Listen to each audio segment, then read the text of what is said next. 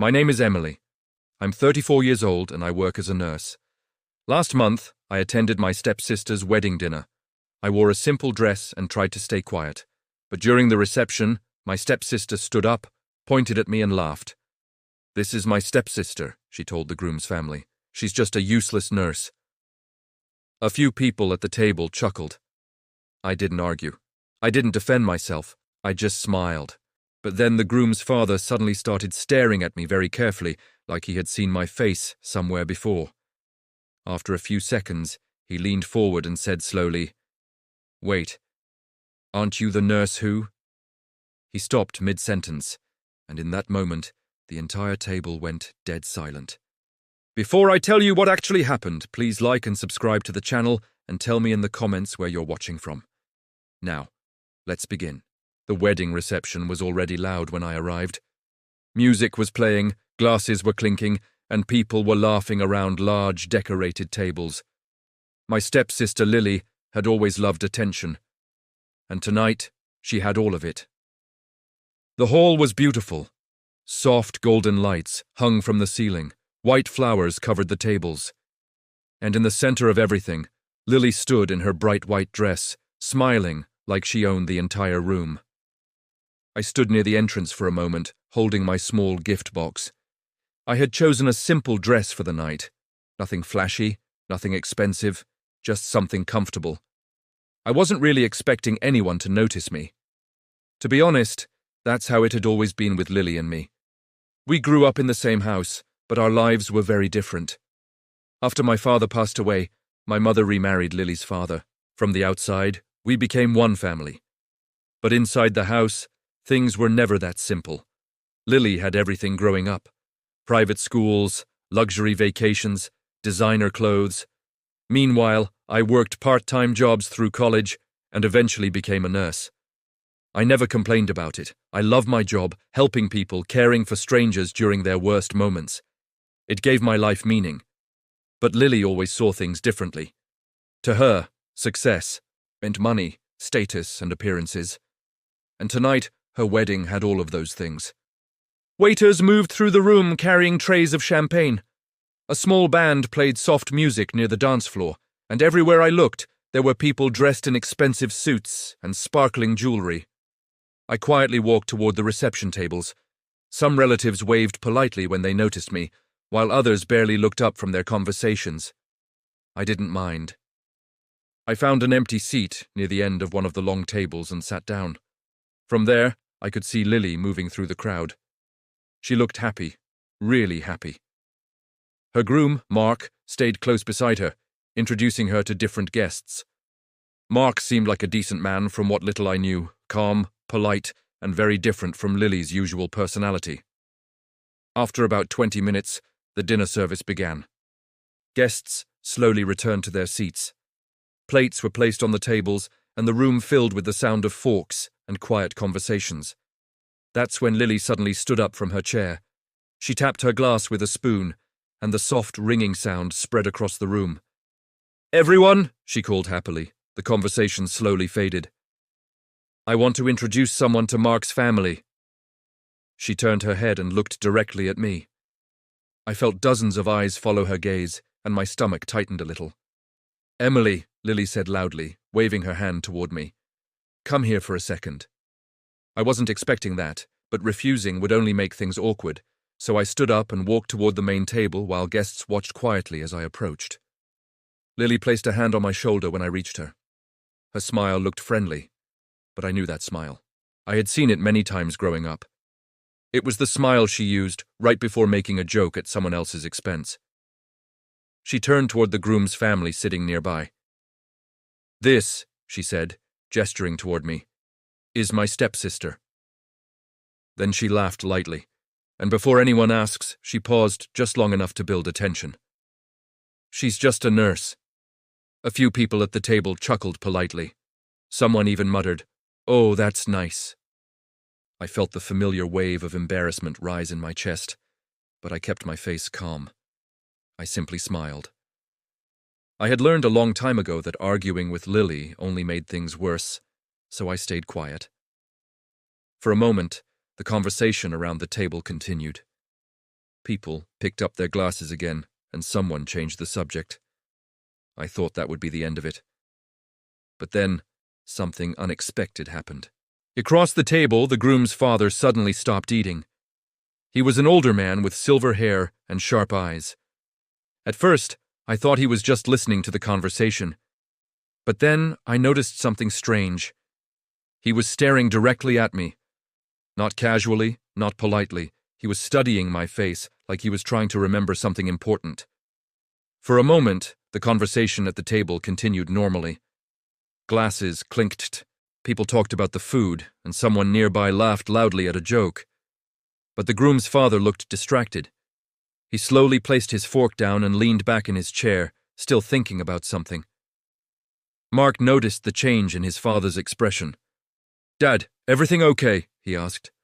The older man nodded, but his attention still seemed somewhere else. "Yes, I'm fine," he said quietly. Then he looked around the table. For a moment, almost like he was organizing his thoughts. Lily didn't notice any of this. She was busy talking about the honeymoon plans. "We're going to Italy first," she said excitedly. "Rome, then the Amalfi Coast." I told Mark, "We deserve something unforgettable." Several guests smiled and congratulated them again. The waiter returned and began serving the next course. Plates were replaced, fresh glasses were filled, and the music from the band became a little louder as the evening continued. Everything looked like a normal wedding reception, but the groom's father still seemed thoughtful. After a moment, he turned slightly toward Mark again. "Son," he said quietly. "What did she say her stepsister's name was?" Mark glanced toward me. "Emily." The older man repeated the name slowly. He seemed to test the name in his mind like it was connected to an old memory. Lily laughed lightly. "Oh, don't worry about Emily," she said, with a playful smile. "She spends most of her life inside hospitals." More polite chuckles came from a few guests, but the groom's father didn't react to the joke. Instead, he turned slightly toward me. Not accusing, not suspicious, just curious. For a moment, he looked like someone searching through old memories. Then he spoke slowly. "I'm sorry," he said politely. "Have we met somewhere before?" The question caught me off guard. I shook my head slightly. "I'm not sure," I replied. "I meet a lot of people through work." He nodded slowly, thinking, "That makes sense." He looked down at the table again. For a moment, it seemed like he was about to say something else, but he stopped, like the answer was still just out of reach. Across the table, Mark leaned closer to his father. "You really think you recognize her?" he asked quietly. The older man shrugged. "I don't know," he admitted. "There's just something familiar." Lily waved her hand dismissively. "Oh, please," she said with a laugh. "Emily's not famous." A few guests smiled awkwardly, but this time the laughter felt forced because the groom's father was still thinking. He rubbed his chin slowly, then looked back at me again. Not intensely. This time, just thoughtfully. "Strange," he murmured. "I feel like I've seen you during a very important moment in my life." The table grew a little quieter. Even Lily stopped talking for a second. But before anyone could ask more questions, the band suddenly started playing a louder song. Guests nearby clapped, and several people stood up and walked toward the dance floor. The attention of the room slowly shifted away from our table. Again. Lily quickly stood up as well. "Perfect," she said cheerfully. "Time for dancing." She grabbed Mark's hand and pulled him toward the dance floor. Other guests followed. Within a few minutes, most of the room was focused on music, laughter, and dancing. But the groom's father stayed seated for a moment longer. He looked at the dance floor, then back at me, still thoughtful, still searching his memory. Finally, he stood up, slowly, and said something that made my curiosity grow even stronger. "I'm sure of one thing," he said quietly. "We definitely met somewhere important." Then he walked toward the dance floor to join the others. And for the rest of the evening, I kept wondering what moment he was trying to remember. The music in the hall grew louder. Guests were laughing, dancing, and raising their glasses. For a while, the strange moment at the table seemed to fade away, but I could still feel the groom's father thinking about something. Even from across the room, I noticed him glancing in my direction a few times while people danced around him, almost like a memory was slowly coming back. About 20 minutes later, the band stopped for a short break. People returned to their seats, catching their breath and drinking water. The groom's father walked back to the table and sat down again. This time he looked more certain, like clear's throat something in his mind had finally connected. He looked at me again, but now there was recognition in his eyes. He leaned forward slightly. "Emily," he said slowly. "Yes," I replied. For a second he didn't speak. Then he asked something that made the entire table pause. 3 years ago, were you working at St. Mary's Hospital? My heart skipped. "Yes," I answered carefully. The older man exhaled slowly like a puzzle piece had finally clicked into place. "I knew it," he whispered. Mark looked confused. "Knew what, Dad?" The groom's father turned toward his son. His voice was calm but emotional. 3 years ago, he said, I was in a terrible car accident. The room grew quiet around us. I was rushed to the emergency room in critical condition, he continued. He paused. The roads were blocked that night because of a massive protest downtown.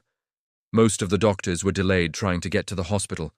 Several guests leaned closer, listening. For nearly 6 hours, he continued slowly. There was only one nurse who stayed with me. He pointed gently toward me.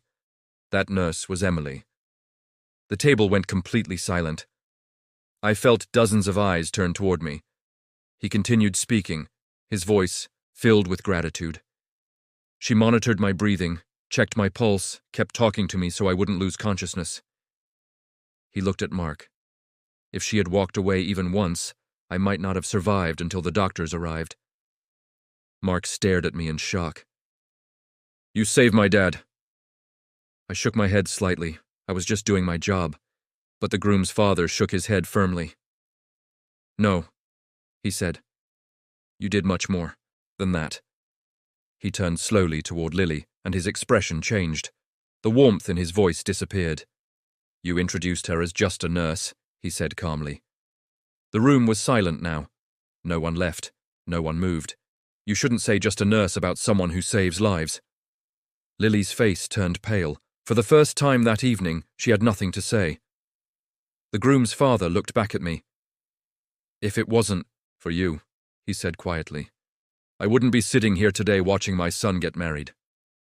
Mark stood up from his chair and walked around the table toward me. Then he extended his hand. Thank you, he said sincerely. I mean that. Some of the guests began whispering softly. Others looked embarrassed about laughing earlier. One older woman near the table even shook her head at Lily disapprovingly. I suddenly felt very uncomfortable, being the center of attention. So I smiled politely. Like I said, I told them I was just doing my job. But the groom's father spoke again. And you did it better than anyone could have. The band started playing music again in the background. The reception slowly returned to its usual energy. But something had clearly changed. People now looked at me differently. Not as the quiet stepsister in a simple dress, but as someone who had done something meaningful. Meanwhile, Lily stayed unusually quiet for the rest of the evening. Her earlier confidence was gone, and for the first time in many years, she avoided looking directly at me. Sometimes the loudest moments in life don't come from revenge. They come from quiet truth finally being seen. And that night, an entire room learned something important. Never underestimate someone just because of their job, especially when that job is saving lives.